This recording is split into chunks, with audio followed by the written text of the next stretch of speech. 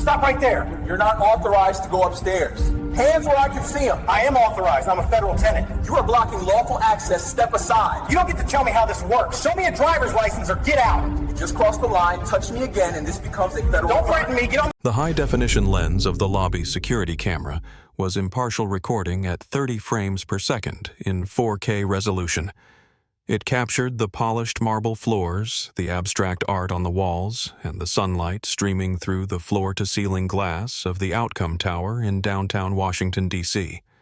And most importantly, it was about to capture the moment a 29-year-old private security guard named Kyle Vance made a decision that would not only cost him his livelihood, but would ignite a legal firestorm reaching the highest levels of the federal government. Kyle Vance had no idea that the man walking through the revolving doors wasn't just another Saturday visitor. He didn't know that this man dressed in dark denim jeans, a navy blue blazer, and a crisp white button-down had spent the morning on a secure video conference with the Secretary of Homeland Security. He didn't know that Marcus Thorne, the 58-year-old black man checking his watch, held a top-secret clearance and served as a senior advisor on domestic terrorism and infrastructure protection. To Kyle, Marcus was just a variable that didn't fit the pattern. It was 10:45 a.m. on a Saturday. The building, a mixed-use skyscraper housing high-end corporate offices and several federal government satellite bureaus, was mostly quiet. Weekend protocol was simple: check identification, verify the access list, and ensure the safety of the property. But Kyle, who had been working for Citadel Security Solutions for just under 18 months, often viewed his role through a lens of aggressive enforcement rather than service. Marcus Thorne entered the lobby with the confident, purposeful stride of a man who had walked these corridors for a decade. He held a leather briefcase in his left hand and his encrypted government-issued smartphone in his right. He needed to retrieve a hard drive from his secure office on the 40th floor before heading to the airport for a summit in Geneva. He walked toward the sleek glass turnstiles that guarded the elevator bank. He already had his RFID key card in his hand, a white card with a holographic chip distinct from the standard visitor passes. "Hold it right there." The voice boomed across the empty lobby, echoing off the marble. Marcus stopped. He didn't jump. He didn't look guilty. He simply paused and turned his head slowly toward the security podium. Kyle Vance stepped out from behind the desk. He was a stocky man, his uniform shirt strained slightly at the biceps, his utility belt weighed down with a radio keys, pepper spray, and a collapsible baton. He walked with a swagger that suggested he was patrolling a prison yard rather than a corporate lobby. "Can I help you?" Marcus asked, his voice a deep baritone, calm and measured. "Where do you think you're going?" Kyle asked, closing the distance between them. He didn't offer a greeting. He didn't say, "Sir." His thumbs were hooked into his belt fingers, resting dangerously close to his equipment. "I'm going to my office," Marcus replied, lifting his keycard slightly to show it. "I have a few things to pick up." Kyle scoffed a short, sharp sound of dismissal. He looked Marcus up and down, his eyes lingering on the jeans. In Kyle's mind, executives wore suits even on Saturdays. Delivery drivers and maintenance workers wore jeans, and in Kyle's worldview, black men in this building on a weekend were almost certainly there to fix something or deliver something. "Deliveries are around back," Kyle said, pointing a thumb over his shoulder toward the service entrance. "You need to use the freight elevator. Read the sign on the door." Marcus turned his body fully toward the guard. He had dealt with men like Kyle before, men with a little bit of authority and a lot of insecurity. "I'm not making a delivery. I work here. My office is on the 40th floor." "The 40th floor is restricted access," Kyle said, his voice rising. "That's government leasing. You expect me to believe you have business up there dressed like that? I don't expect you to believe anything based on my attire," Marcus said, his patience holding firm but his eyes narrowing. "I expect you to look at this credential." He held out the card. "It will open the turnstile. If it doesn't, you can stop me, but you need to let me swipe it." "I don't need to do a damn thing," Kyle snapped. He stepped directly in front of the turnstile path, physically blocking Marcus's way. "And I'm telling you to leave the premises and go to the loading dock. If you're authorized, the freight manager will have you on the list." Marcus sighed. It was a sigh of exhaustion, not from the physical act of walking, but from the weight of having to explain his existence for the 1,000th time in his life. He looked at the camera in the corner of the ceiling. He hoped it was recording audio. "Officer," Marcus began using the term loosely, "you are making a mistake. I am a tenant in this building. I am not a courier. Now please step aside." The air in the lobby seemed to grow thinner, the silence more oppressive. Kyle Vance did not step aside. If anything, he planted his feet wider, adopting a stance he had likely seen in movies or during his brief failed stint in the police academy 2 years prior. To him, Marcus's calm demeanor wasn't a sign of innocence. It was a sign of arrogance. It was defiance. And Kyle Vance did not tolerate defiance. "You're not listening to me," Kyle said, his voice dropping an octave, trying to sound intimidating. "I run this lobby. I decide who goes up and who doesn't. And right now I'm deciding that you're loitering. Let me see some ID. Not that key card, I want to see a driver's license." Marcus held his ground. He knew the building protocols better than Kyle did. He had helped write the security addendum for the federal leases in the building. "You have no authority to demand my driver's license unless I am a visitor requesting a guest pass. As I stated, I am a tenant. My keycard is my identification for entry." "You want to play lawyer?" Kyle sneered. He took a step closer, invading Marcus's personal space. The smell of stale coffee and mint gum wafted from him. "I can have you trespassed in 2 minutes. Now give me the ID or get out." "I am not playing lawyer," Marcus said, his voice turning steel hard. "I am informing you of the building's policy. I am going to step around you and swipe my card. If you touch me, you will be committing assault." "Don't you threaten me," Kyle shouted. The sound drew the attention of the only other people in the lobby, a young couple waiting near the fountain and a janitor pushing a cart near the elevators. They stopped to watch. The janitor, an older Hispanic man who had seen Marcus many times, looked worried. "I am not threatening you," Marcus corrected him. "I am stating facts." Marcus moved to his right, attempting to bypass the guard to reach the card reader. It was a non-aggressive move, purely functional. Kyle reacted instantly. He sidestepped and shoved Marcus hard in the chest. The impact forced Marcus back a step. He didn't stumble, but the physical contact crossed a line that could never be uncrossed. Marcus looked down at his blazer where Kyle's hand had struck him, then looked back up at the guard's face. "You just assaulted a federal employee," Marcus said quietly. "I stopped a trespasser from breaching security," Kyle yelled, playing to the invisible audience, trying to justify his aggression. "Get your hands out of your pockets now." Marcus hadn't put his hands in his pockets. They were at his sides, clearly visible.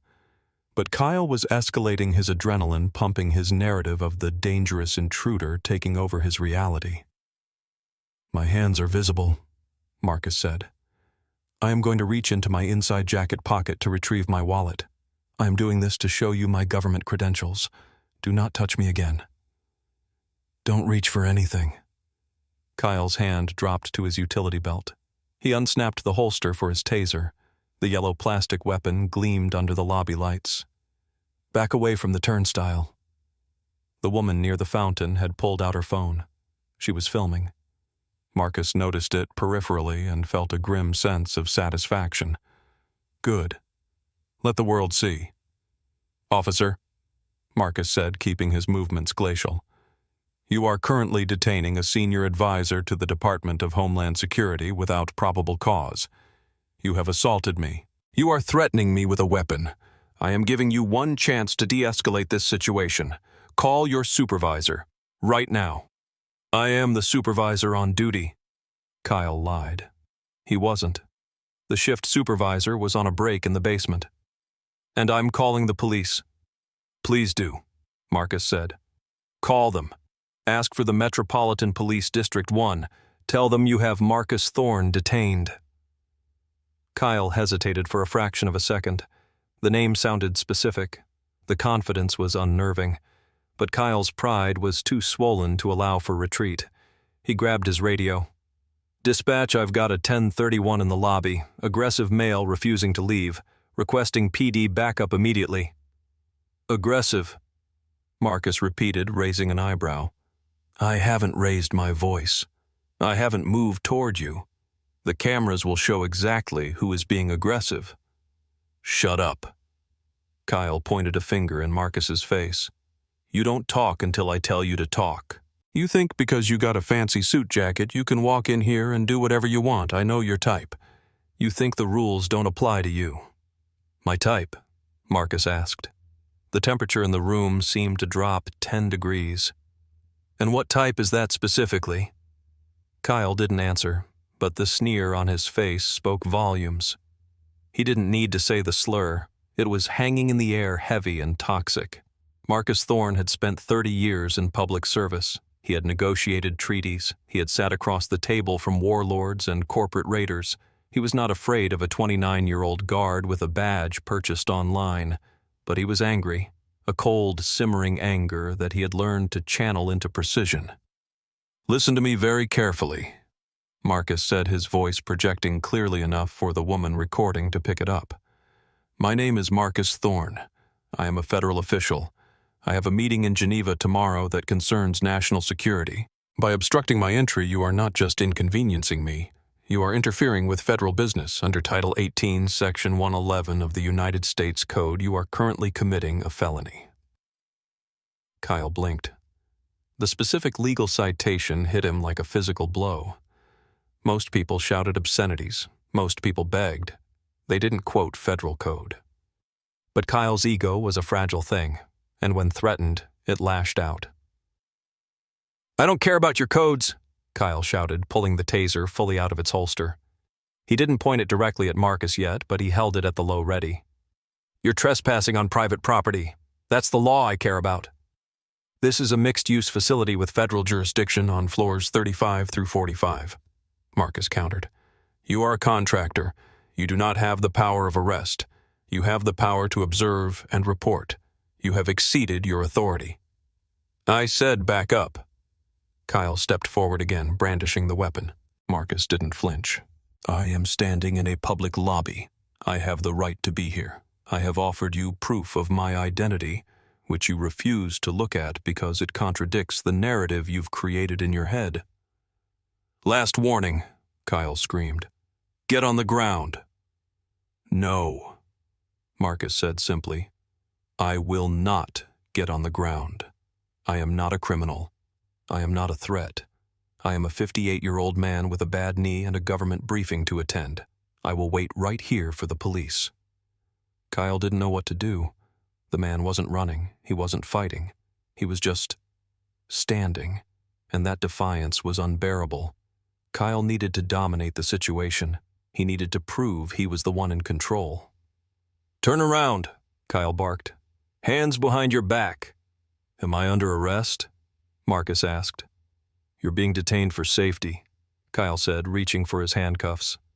"For whose safety?" Marcus asked.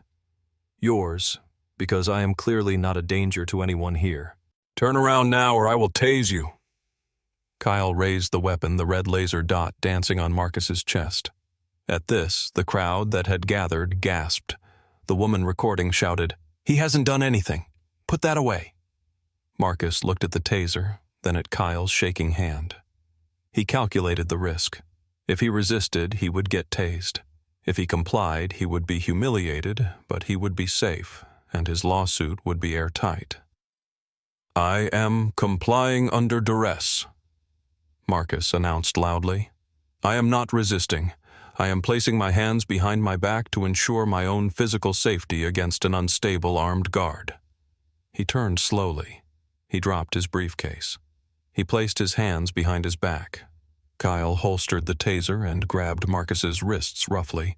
He wrenched Marcus's arms up higher than necessary, causing a sharp pain in Marcus's shoulder. "Easy," Marcus whispered, the pain evident in his voice. "I have a rotator cuff injury. You should have thought about that before you acted like a tough guy." Kyle muttered. He slapped the handcuffs on. Click, click. The metal bit into Marcus's skin.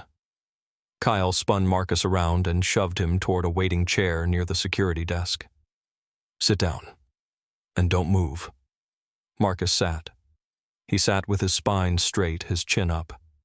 He looked like a king on a throne, even with his hands cuffed behind him in a plastic chair. He stared directly at the camera he knew was there. He was memorizing everything. The time on the wall clock, 10:52 a.m. The name on Kyle's badge, K. Vance. The terrified look on the janitor's face. You're making a mistake you can't come back from, Marcus said softly. Shut up, Kyle said, pacing back and forth, adrenaline still spiking. Police are 5 minutes out. Then we'll see who the federal agent is. The minutes that followed were a study in contrast. On one side was Kyle Vance, pacing nervously, checking his radio, glaring at the witnesses to intimidate them into silence. On the other was Marcus Thorne sitting perfectly still, his breathing controlled, his eyes tracking every movement. Being handcuffed was a new experience for Marcus. He had visited prisons. He had drafted policies regarding detention. But he had never felt the cold steel on his own wrists. It was degrading. It was designed to make him feel small, powerless, and criminal. But Marcus did not feel small. He felt a profound, burning clarity. He thought about his father who had marched in Selma. He thought about the stories of men who didn't have his title, his education, or his connections. Men who were stopped in lobbies, in cars, in parks, and who didn't survive the encounter, or who had their lives ruined by a charge of resisting. This is why I am here, Marcus thought, to bear witness. Hey, Kyle yelled at the woman recording. You can't film here. Private property. I'm in a public access area, the woman shot back. She was young, maybe 30, and clearly not easily rattled. And I'm documenting a potential civil rights violation. I'm not going anywhere. I can have you arrested too, Kyle threatened, taking a step toward her. Officer Vance. Marcus spoke up, his voice cutting through the noise. If you approach that witness, you will be adding witness intimidation to your list of offenses. I strongly suggest you stay at your post. Kyle spun around. I told you to be quiet. And I am telling you that you have already buried yourself, Marcus said. Don't pull the dirt in on top of you. Kyle looked like he wanted to strike Marcus. He clenched his fists, but the presence of the camera held him back. He returned to his podium, aggressively typing something into his log, trying to create a paper trail that would justify his actions. Subject was belligerent, refused to show ID, attempted to bypass security. Marcus watched him type. He knew exactly what Kyle was writing. He had seen hundreds of police reports that used the same creative writing techniques. The elevator chimed. A group of lawyers from a firm on the 20th floor walked out talking and laughing. They stopped dead when they saw the scene. Is that? One of the lawyers, a tall white man in a gray suit, squinted. He looked at Marcus. Mr. Thorne. Marcus looked at the lawyer. He recognized him. James Sterling, a partner at a firm that did government contracting. Hello, James, Marcus said pleasantly. Forgive me for not shaking hands. I seem to be tied up. What the hell is going on? Sterling asked, looking at Kyle. Why is Marcus Thorne in handcuffs? He's a trespasser, Kyle said, though his voice wavered slightly. Refused to show ID. Trespasser. Sterling laughed, a harsh, incredulous sound. He's the reason half the funding for this building exists. He's a senior advisor to DHS. Take those cuffs off him immediately. I can't, Kyle stammered. Police are inbound. He's in custody. You are an idiot, Sterling said, shaking his head. He pulled out his phone. I'm calling the building management. This is insane. Stay out of it, Kyle yelled, losing control again. This is a security matter. This is a lawsuit waiting to happen, Sterling corrected. He looked at Marcus. Do you need representation, Marcus? "I think the facts will represent themselves, James," Marcus replied. "But thank you. Please just observe. I want as many independent eyes on this as possible." At that moment, the revolving doors spun. 2 uniformed officers from the Metropolitan Police Department entered. They looked ready for a fight, hands on their holsters, responding to a combative male call. Kyle let out a breath of relief. "Over here. That's him." The officers approached. One was a sergeant older with weary eyes. The other was a rookie. They looked at Kyle. Then they looked at the well-dressed, handcuffed black man sitting calmly in the chair. Then at the lawyer standing nearby. Then at the woman filming. The sergeant's eyes narrowed.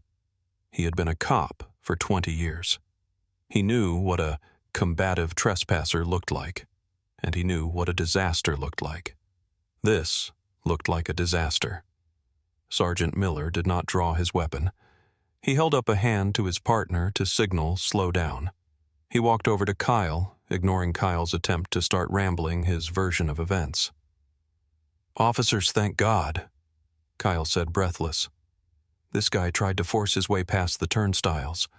Refused to show ID, got aggressive, threatened me. I had to detain him." Sergeant Miller looked at Marcus. "Sir, what's your side?" "Good morning, Sergeant," Marcus said. "My name is Marcus Thorne. My government ID is in my inside jacket pocket. My wallet with my driver's license is also there. I was attempting to enter my office on the 40th floor when this guard physically assaulted me and then detained me for trespassing despite my possession of a valid access key." Miller looked at Kyle. "You cuffed him for trespassing." "He wouldn't identify himself," Kyle insisted. "He was acting suspicious. I offered to show him my federal credentials," Marcus added. "He demanded a driver's license and refused to look at my key card." Miller turned to Kyle. "Did he offer federal ID?" He said he had it," Kyle stuttered. "But anyone can say that. I needed to see a license. Standard procedure." "Standard procedure," Miller repeated dryly. He turned back to Marcus. "Sir, I'm going to have to check your ID. Is it okay if I reach into your pocket?" "You have my permission," Marcus said. Miller stepped forward. He reached delicately into Marcus's blazer. He pulled out a leather wallet and a hard plastic ID holder on a chain. He looked at the ID. It was a Department of Homeland Security badge. It had the gold chip. It had the seal. It had the rank senior advisor. Miller looked at the badge. Then he looked at Marcus. He recognized the face now. He had seen this man on the news during the last infrastructure bill hearings. Miller closed his eyes for a brief second, exhaling a long sigh of frustration. He turned to his rookie partner. "Get the key." "The key?" the rookie asked.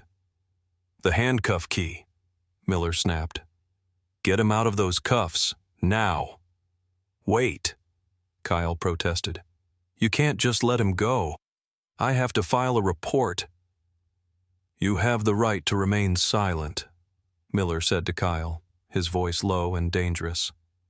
"And I suggest you use it before you talk yourself into a charge." Just then, the elevator doors opened again. This time, it wasn't a lawyer. It was Mr. Henderson, the building's security director. He was a man in his late 50s wearing a suit, looking flushed as if he had run down the stairs. James Sterling had evidently made his call. Henderson scanned the lobby. He saw the police. He saw Kyle. And he saw Marcus Thorne standing up as the rookie officer removed the handcuffs. Henderson looked like he was going to be sick. He rushed forward, ignoring Kyle completely. "Mr. Thorne," Henderson said, his voice trembling. "Mr. Thorne, I am absolutely horrified. I just got the call." Marcus rubbed his wrists. There were red welts where the metal had dug in. He looked at Henderson.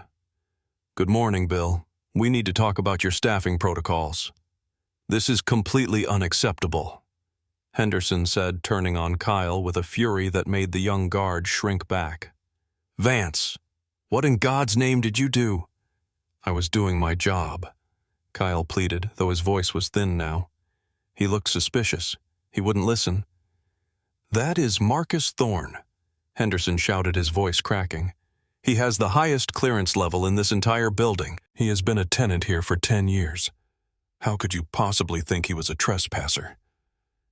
He was wearing jeans," Kyle mumbled. The silence that followed was deafening.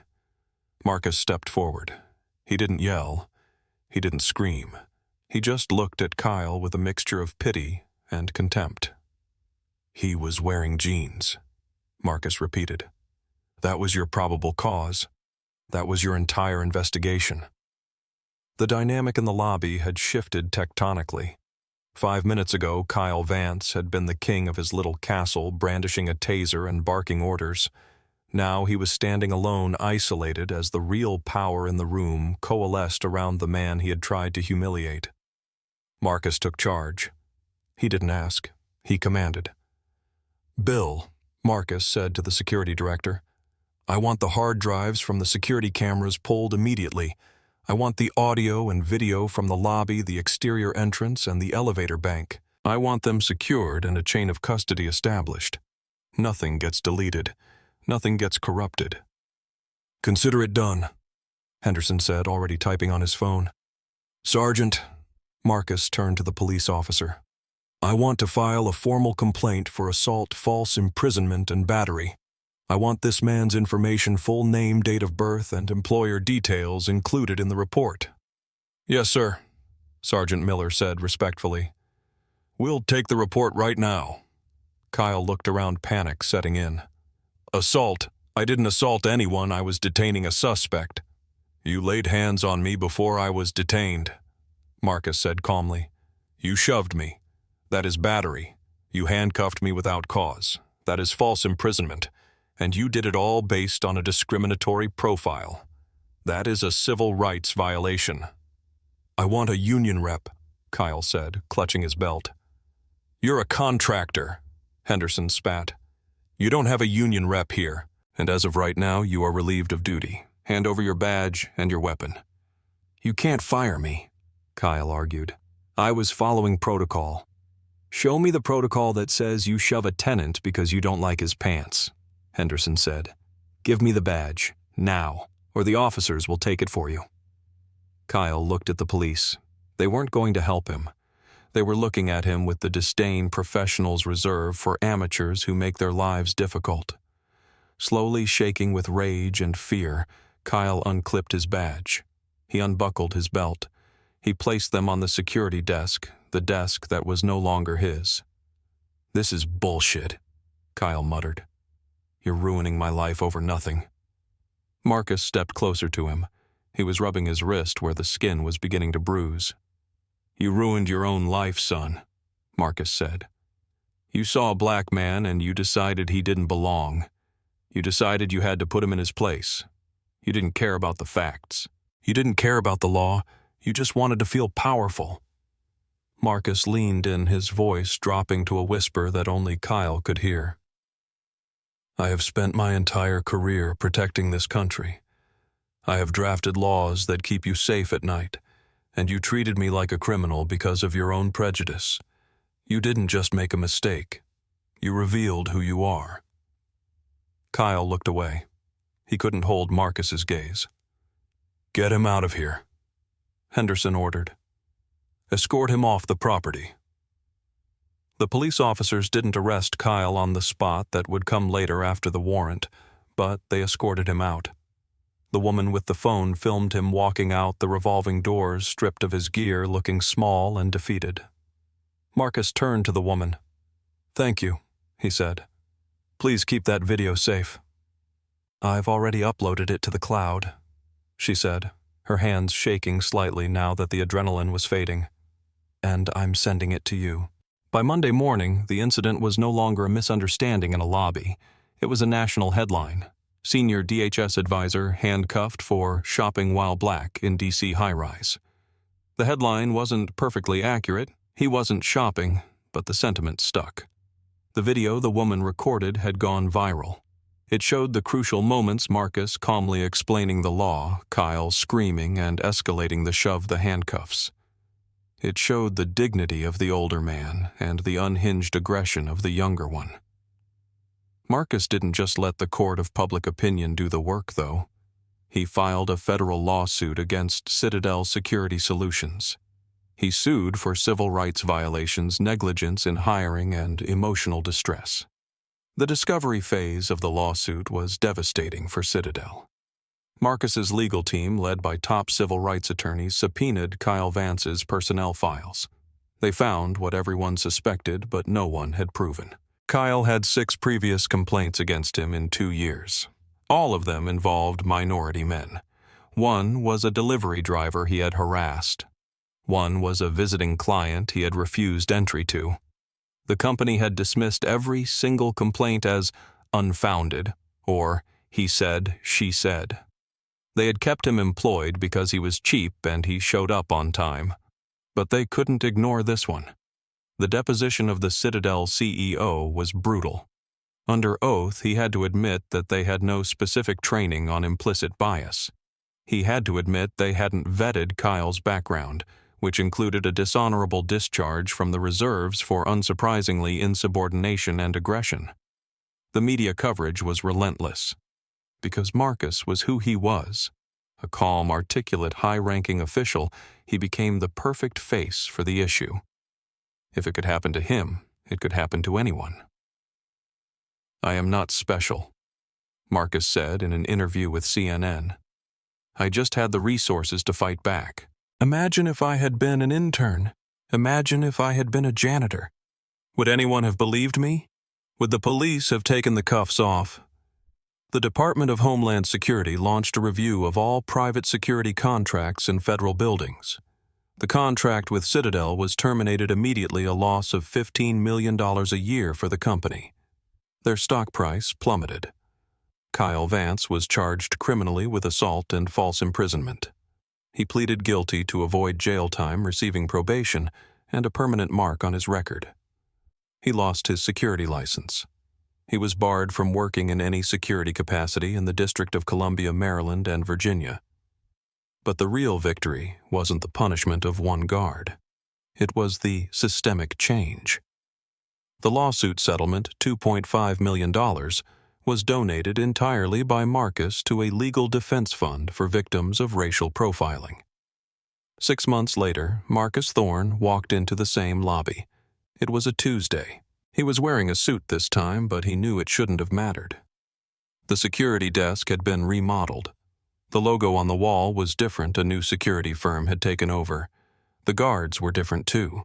They were a diverse team trained specifically in de-escalation and customer service.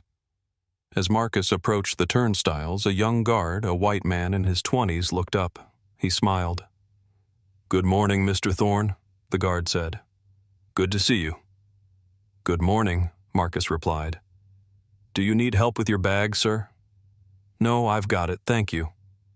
Marcus swiped his card. The light turned green. He walked through. It was simple. It was mundane. It was exactly how it was supposed to be.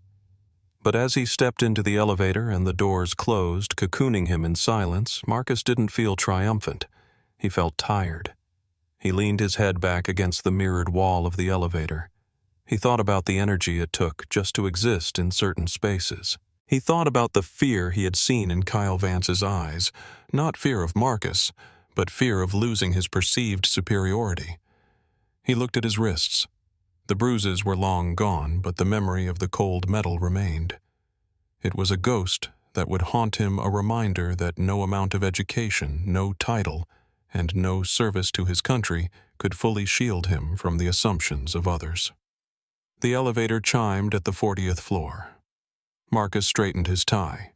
He picked up his briefcase. He put the mask of professional detachment back on. He stepped out into the hallway, ready to advise the secretary on how to protect the nation. He was a hero to many, a symbol of justice. But in the quiet moments, he knew the truth. He had won this battle, but the war was fought in a million parking lots, lobbies, and roadsides every single day, often by people who didn't have a badge to save them. Conclusion: This story isn't just about a bad security guard or a lawsuit. It's about the fragility of dignity. It's about how quickly a lifetime of achievement can be dismissed by a single glance from someone who refuses to see you as a human being. Marcus Thorne won because he had power, but his victory highlights the vulnerability of those who don't. What would have happened if Marcus wasn't a federal advisor? What if he was just a father trying to get to work? That is the question that should keep us up at night. How would you have reacted if you were in Marcus's shoes? Would you have kept your cool, or would you have fought back? Let me know in the comments below. And if you believe that respect shouldn't depend on your job title, hit that like button and subscribe for more stories that expose the truth.